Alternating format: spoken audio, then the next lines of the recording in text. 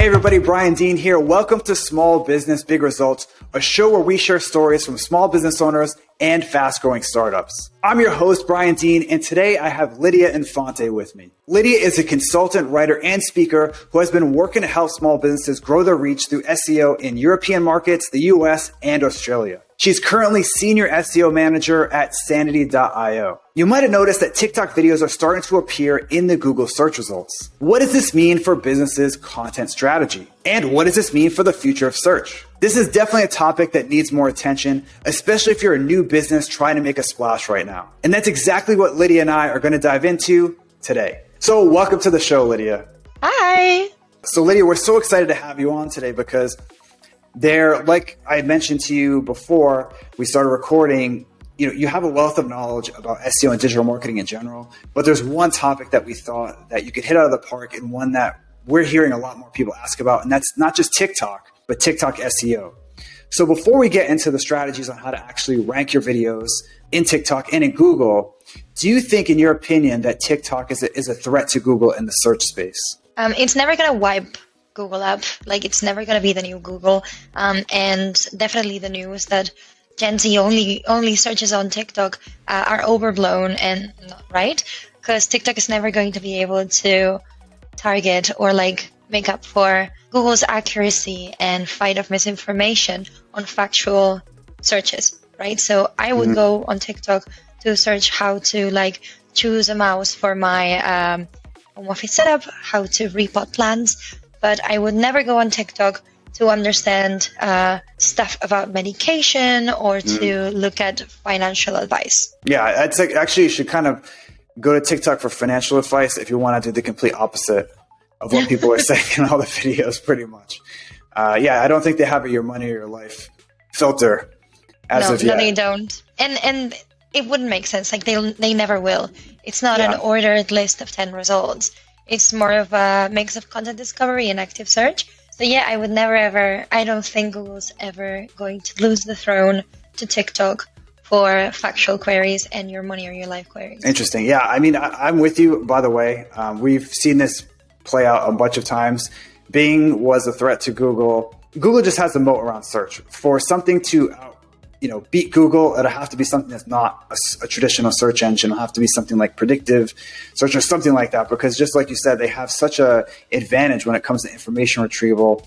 They're just amazing at it, really. Especially now, I feel like the results are better than ever in terms of being able to understand queries and whatnot. It's kind of a different animal, but it's worth ranking on TikTok because people are searching there, like with YouTube, Amazon, other search engines. And speaking of, why do you think, considering TikTok is more of a discovery platform, like you had mentioned, why is it becoming so popular for search and finding information? It's because we've been educated. I'm a user. Okay, I'm not a heavy user, not a creator. I scroll for hours. We've been used to finding and discovering information that's been positive for us, right? So if I'm scrolling around and I find good information on decoration advice, the next time that I want a new couch, I'm probably going to I'm probably going to search on TikTok. I'm probably going to TikTok what are the best couches or what are the trending couches right now. And that is because I've already, on a discovery behavior, found good information. Therefore, when I need information, especially visual information, I'm going to repeat that behavior. I'm going to go on TikTok and try and find it because information is there.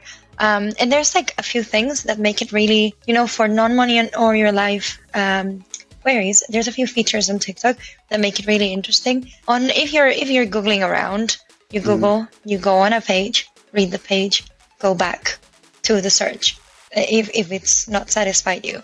On TikTok, all you do is scroll up if it hasn't satisfied you, right? So it's super fast and you can get social proof whether or not the advice pans out by only going on the comments, checking the numbers of likes.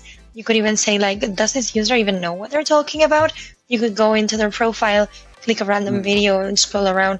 So it's really, really easy to find out social proof and understand whether or not the content is valuable to you. And the behavior when you're looking at text content, you typically skim it, right? You skim the headings, you skim the parts in bold, and then decide whether or not you're going to invest your time reading the piece.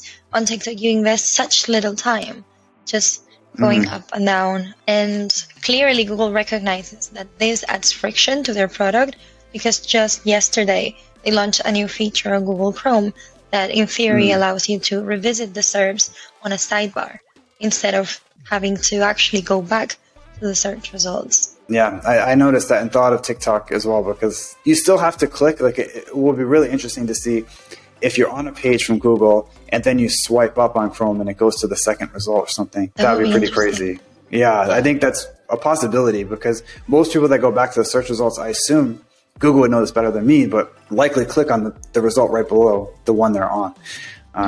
So yeah, that's cool. And one thing that I don't have the friend, I'm very, very curious to hear your opinion, is do you think something is the nature of the content itself? Because YouTube has been this sort of like the next big search engine for a long time. It never really panned out that way. It's still a huge search engine, but it's nothing compared to Google. Yes. Why is it that people are just gravitating towards TikTok for this when because YouTube it's never quicker? Really just because it's quicker. Yes. Like I was giving this example earlier today, but I bought this mouse because TikTok recommended it. Okay. So I was looking for the best mouse for my home office setup, and any mouse would have probably done, right? But I wanted the best one, and I was like, oh, I need to figure out all of the features and what's best for me and whatnot. So you could go on YouTube and watch a very lengthy unpacking of a guy in a professional microphone going like, thank you to Logitech for sending me this beautiful mouse. We're going to proceed to unbox. As you can see, the box is square and it's very sleek. Ooh, it makes a noise. I don't care, right? If I go on TikTok, a guy is going to be like, we're going to test out the best mouse for homework. Let's try this one. Ooh, I hate it. I love it. It clicks here and it clicks there. Whatever. It's going to be faster. I'm going to be able to like crowdsource more opinions. There maybe are a little bit more shallow, but I'm seeing authenticity. And I am seeing like the actual product in the hands of the person, right? That's something that it's not going to be able to, like, you don't get this experience on a lengthy YouTube video, and you don't get this experience on a lengthy review. Yeah, especially the reviews. They're so, I don't know if consumers realize this, but they're so biased. There's so many conflicts of interest. And that's why you're kind of seeing this movement. It'd be interesting to see, because there's a movement towards just searching like Reddit. Have you seen this before? It's like, I have seen it, yes. Yeah, if people want to search for something, just search Reddit because of that authenticity you mentioned. It's just people. No one's going to leave a review on Reddit for a mouse just because. There's no financial incentive to do it. It's because they like the mouse or they didn't like the mouse or whatever. And TikTok, it sounds like it has that sort of authenticity built into it. Well, they do have like obviously affiliate programs and TikTok creator programs. Like there's an incentive beyond just creating the content. And for a while, I theorized that because TikTok actually pays their creators based on views, maybe, like, regardless of advertising, maybe that was incentivize them to just create good quality content. But apparently the money that these creators make has been dropping and dropping and dropping. And now there's different ways to do shopping on TikTok. So you can do shopping on TikTok with a link in your bio that links to like an affiliate tree. You can do shopping on TikTok with merchant feeds on TikTok, right? Like, I don't think people realize how much TikTok has evolved. But also, you can sell stuff on TikTok shopping, and it relates to one of the things that TikTok does not allow on its platform that really like struck me as interesting. So you cannot post any content on TikTok that has a QR code on the video, and that is surely a security measure. But also definitely so that TikTok can ensure that they make the affiliate money from all of the links. I don't even know where you would scan it from, right? Like it's you're watching it on your phone. Yeah, because you're on your phone. Do you have a different phone? You have to have your friend do it. You have to take a screenshot and have your friend do it or something. But yeah, it makes sense. It's really interesting to hear that. So regarding TikTok, before we get into the nuts and bolts of how to do it and be successful on the platform, there's sort of a myth that TikTok is for Gen Z and younger people.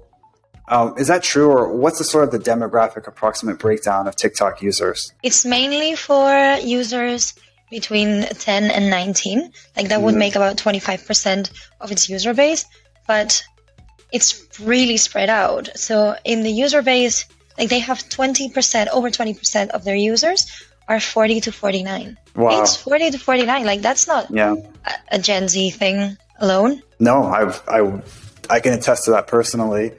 It's definitely not. So that's a great stat. I mean, it's really, if you look at percentage wise, that's not a huge difference. Like the number of people that are 40 plus and the number of people that are 10 to 19, 5% difference is really pretty much the same. So maybe it sort of started as this younger platform, but now it's broadened out into, well, that's how most cool things go, right? Young people find them first, and then old guys like me discover them way later on and get on the platform, and I'm in that older group. So speaking of the algorithm, what are some of the major differences between TikTok's algorithm and Google's algorithm? That's a really good question. So what I found is that TikTok and Google have a bunch in common, but TikTok also has a lot in common with previous iterations of the Facebook algorithm.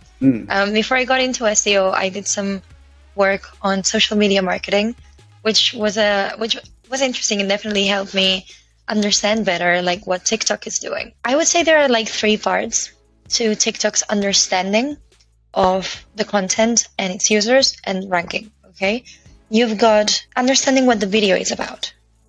Right? What is the video about? Is this a topic on crafting, on IKEA? Is this about smoking, or is this adult content? There's also a point to assessing the quality of the video, and it does so by essentially engagement.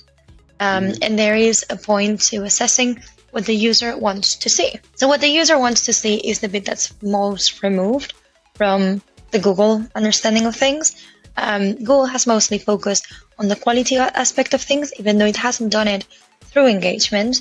And recently, it's gotten better and better at understanding what the article is actually about with natural language processing. So it's in a weird limbo in between initial Facebook and current Google, where Facebook would focus a lot more on understanding what you like, and Google doesn't, right?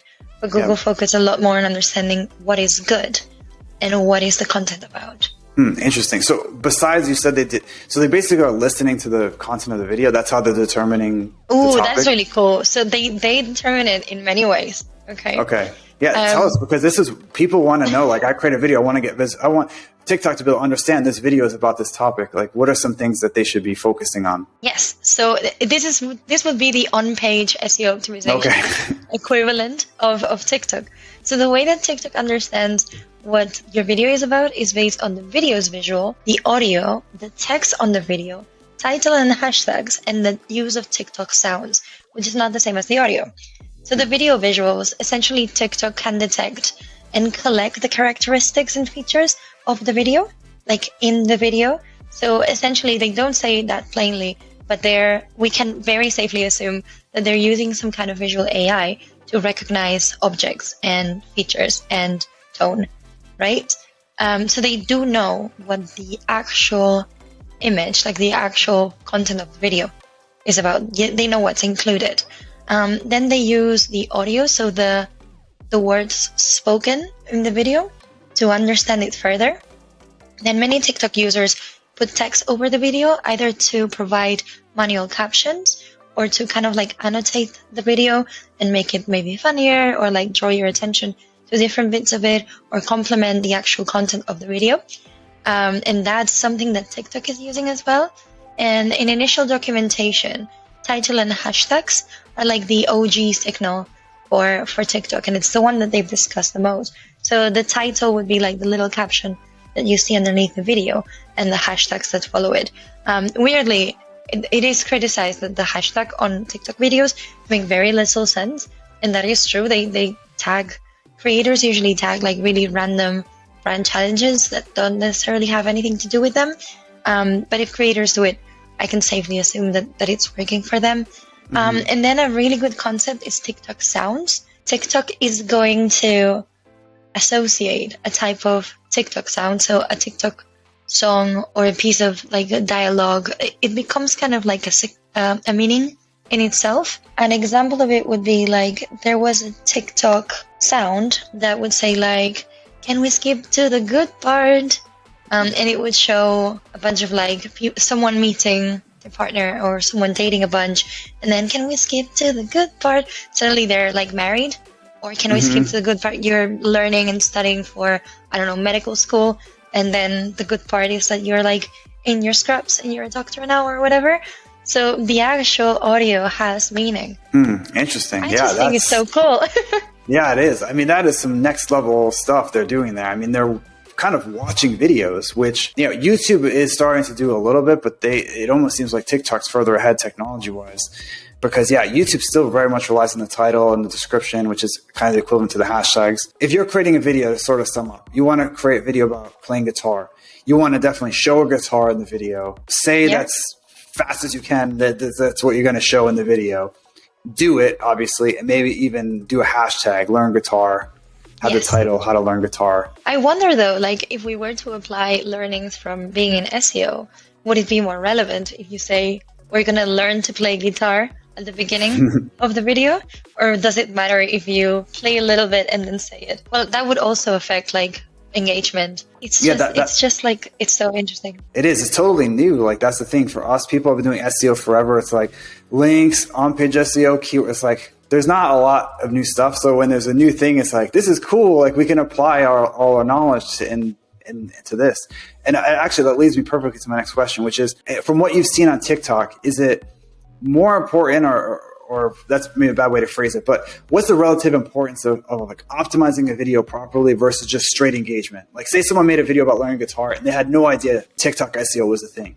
Will they do better than the person who's like mediocre at making the video but knows how to optimize it well? Engaging as in like how many likes and views and bookmarks. Watching it to the end and stuff like that. Versus how... Optimizing it with the title. How much we do the on-page SEO exactly. bit. Yes.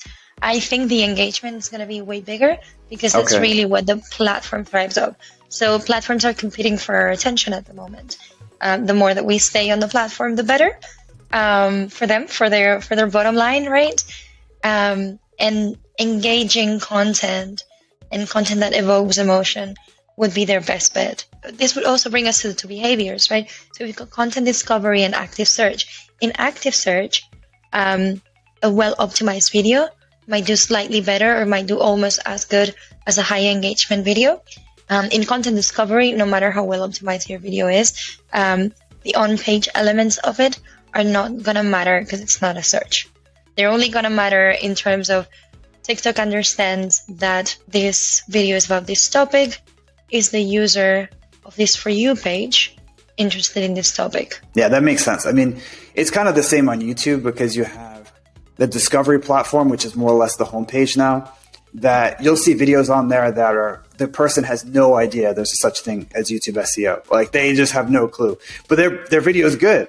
So people watching it, it's people like you watch that one and they tie it together that way as opposed to the topic itself. And then they show it, but the search is a totally different story. So it's kind of like these parallel sort of things they have going on at once. They have a search element and they have a discovery element. And YouTube obviously has the same thing. But what's interesting about TikTok is it looks like, it's like you mentioned earlier, Lydia, it's just so much more practical to search for information. I can easily see TikTok get more searches than YouTube because as YouTube's discovery platform has gotten so much better, it's really good now. The search is still kind of a mediocre experience overall because like you said, you want to look at a mouse review. First video is 15 minutes, second video is 20 minutes, third video is like, you're going to go, if it's something faster, people are just going to gravitate towards that naturally. So that's the interesting parallel. But you said something super interesting just now, and you mentioned it in passing, and you said, people like me watch this video, therefore they show me this video, right? That is the creation of cohorts on the side of the platform. And that is something that TikTok definitely is doing, right? If they know that you are into DIY, you're likely into crafting, so you're likely into cross-stitching, which I am, you know? They do put you in cohorts in the same way that YouTube puts you in cohorts. Interesting, yeah. I mean, 'cause that's the logical way to do it. I think every video platform or content discovery platform, I'm sure Google Discover does something similar. That's the logical way to do it. Otherwise, you're just presenting sort of videos and hoping that it's sort of in line with what they want. Then the more, like you mentioned, if you can train the algorithm, it gets super good. Like I'm kind of a YouTube junkie. So for me, my homepage is like perfect. Like it couldn't hire someone to hand curate it better. But it takes some engagement metrics for them to figure that out. So my next question is about TikTok ads. So how do they work? And like, do you think more small businesses should be using or trying out TikTok ads, or is it already sort of saturated a little bit? So that is a super interesting question. I'm not an expert in TikTok ads, but there is something that TikTok ads absolutely nails. Okay. So in psychology, we talk about something called persuasion resistance or reactance, which is a natural like psychological defense. When you think someone's trying to like manipulate you into doing something or buying or thinking a certain way, you're naturally like rejecting it, right? It's kind of like a threat, and you become like almost oppositional to the thing that they're trying to sell you. A million years ago, the industry realized that the CTR for like banners was going down and down and down and down.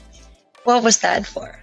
It's because users realized like what pop-ups and banners look like, and they know that it's just advertising, so they can dismiss it, and they should be like in our nature we should become blind to those banners.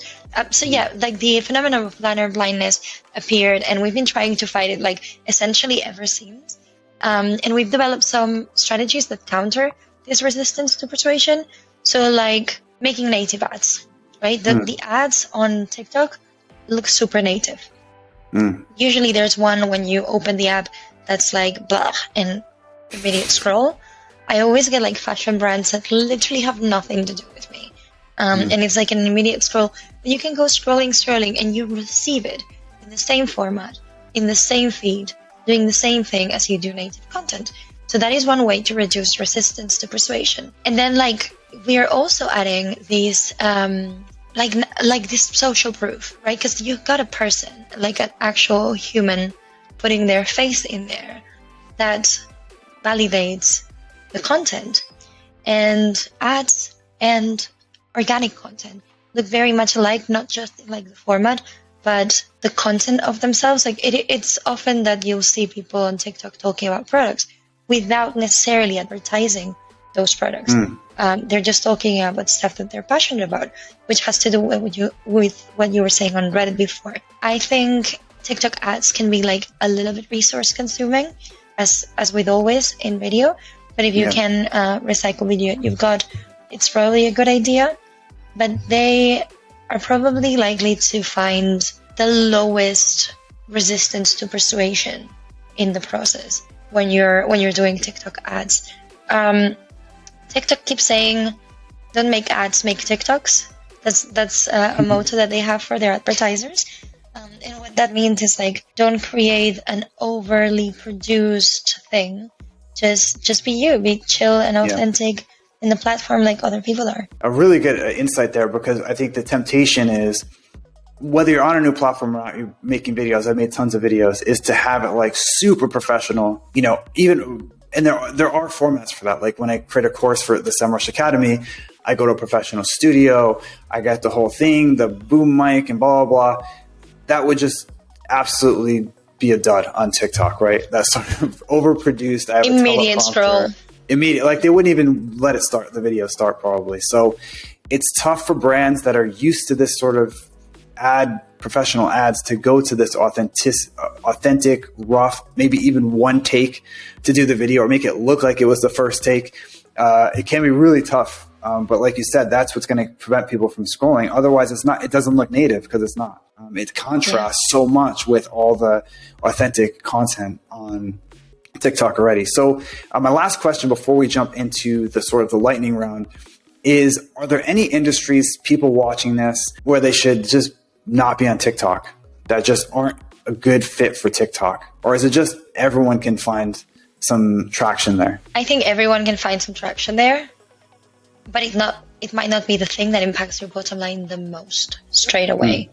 If you're not on like gardening, home improvements, decoration, food, travel, activities, like if you're not in a medium that's going to be like very easy to sell visually, you're probably better off doing something else.